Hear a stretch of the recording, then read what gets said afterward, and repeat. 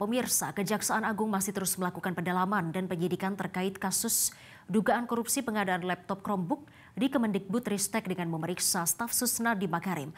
Namun hingga saat ini Kejagung belum juga memeriksa Nadiem Makarim selaku menteri kala itu.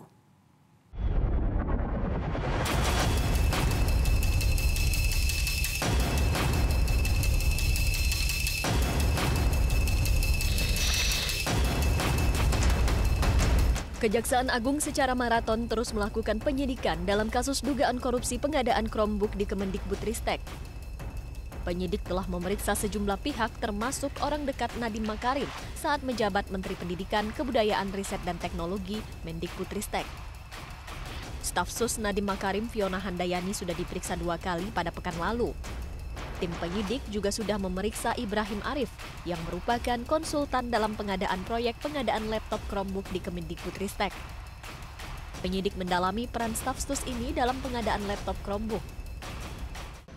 Bagaimana perannya dalam proses katakanlah memberikan saran, analisis ya terkait kajian-kajian teknis yang sudah diberikan ya, dan yang pada akhirnya kan dari kajian teknis itu diarahkan pada penggunaan sistem Windows, ternyata akhirnya kan harus dengan menggunakan sistem operating Chromebook. Nah peran staf Sus itu seperti apa di situ? Kita nggak akan digali ya.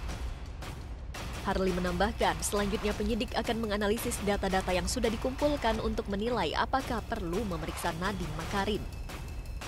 Nanti kita tunggulah ya bagaimana sikap penyidik ya, tentu kan pemeriksaan khusus staf Sus juga kan belum selesai ya kan. Nah dan terhadap pihak-pihak lain juga masih terus berlangsung. Nah, bagaimana nanti data-data yang sudah dimiliki oleh penyidik, apakah diperlukan keterangan dari pihak-pihak terkait itu, ya nanti kita tunggu bagaimana sikapnya. Ya.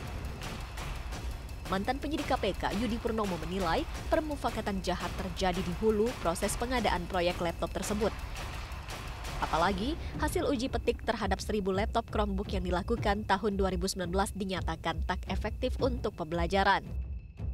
Bahwa dalam proses pengadaan ini yang melalui sebelumnya kan ada uji petik terhadap 1.000 laptop Chromebook ini, tapi kemudian ketika hasilnya gagal dan tanda kutip ya, kemudian bahasanya kan tidak efektif, namun kemudian dipaksakan dengan cara mengubah sehingga bisa untuk dijadikan sebagai landasan agar pengadaan pokoknya ya yang sampai hampir 10 triliun itu kan disitulah menurut saya ada mens reanya, peristiwa pidananya terjadi di situ. Dan sejak naik ke tahap penyidikan pada 20 Mei lalu, Kejaksaan Agung sudah memeriksa puluhan saksi termasuk eks-pembantu Nadiem Makarim. Penyidik juga belum menetapkan tersangka dan bahkan belum memeriksa Nadiem Makarim selaku menteri saat itu. Tim Liputan, Metro TV.